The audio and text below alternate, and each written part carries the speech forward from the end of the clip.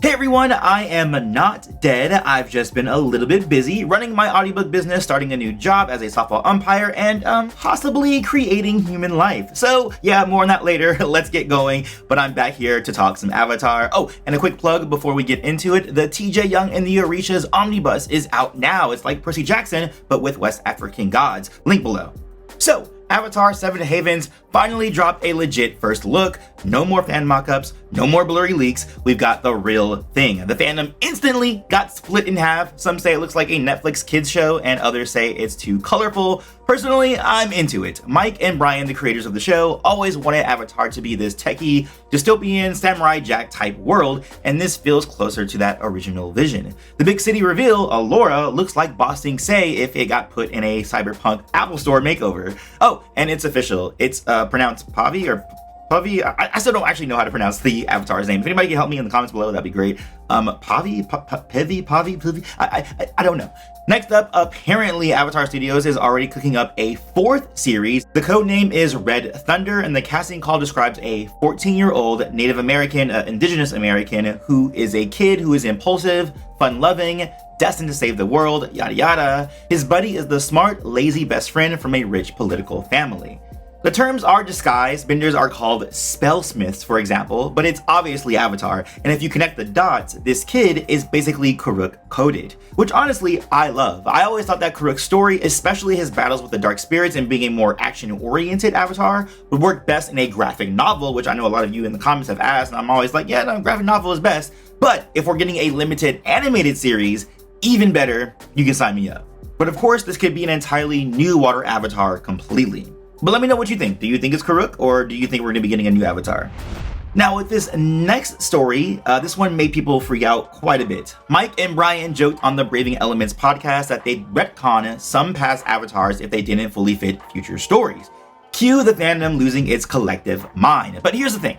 They weren't talking about Roku or Kyoshi or anyone with established lore. They meant the random avatars in the Korra art book that got one doodle and zero backstory. Personally, I actually love this approach. The past lives are supposed to be murky. Juan, for example, was literally lost to time and he's the first avatar. So in-world, unreliable records make sense. Plus, it lines up with the upcoming AAA Avatar video game that takes place 7,000 years before Aang. You can customize your own avatar because the history is fuzzy. That's not a problem. That's world building working in your favor. And it's very much like Knights of the Old Republic, where it's so far removed from the Star Wars legacy, the Star Wars saga, that you can basically just make your own world. And I prefer that, and I prefer the idea of unreliable in-world narrators as opposed to being a fixed number of avatars or a fixed number of personality traits. I'm okay with them getting some things wrong, because that's just how history works. Like, think about our own real world in history.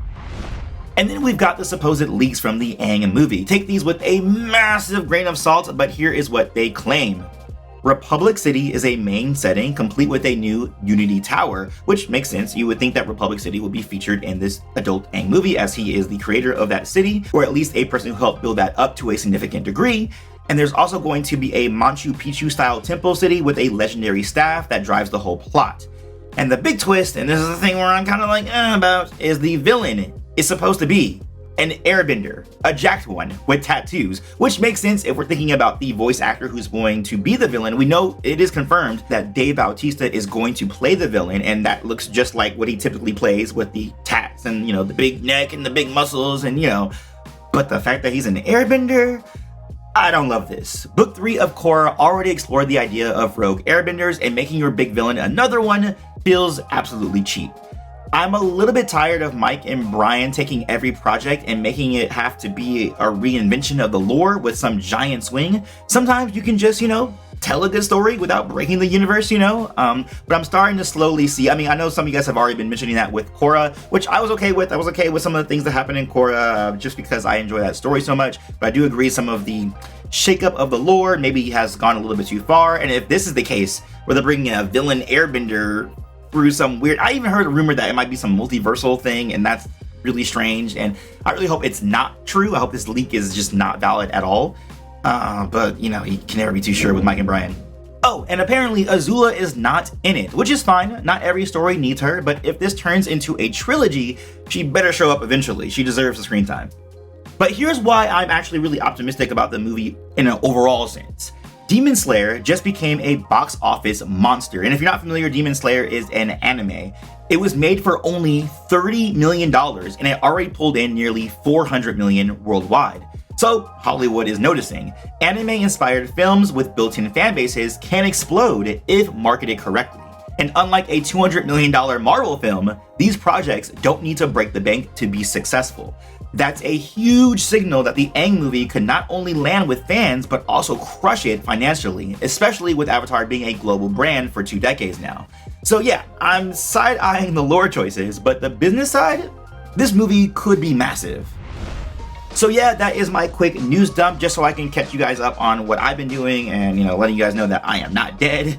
Seven Havens looks promising. Red Thunder, which could be this Kuruk project, I definitely have some love for. The retcon panic, I think, is a nothing burger. And the Aang movie leaks, well, let's just see what happens with that one. But as always, I want to know what you guys think in the comments below. I have missed you guys. I want to talk to you guys in the comments. What do you think about all these news? What is your favorite thing coming out? What do you think about these leaks? What do you think is true? What do you think is untrue?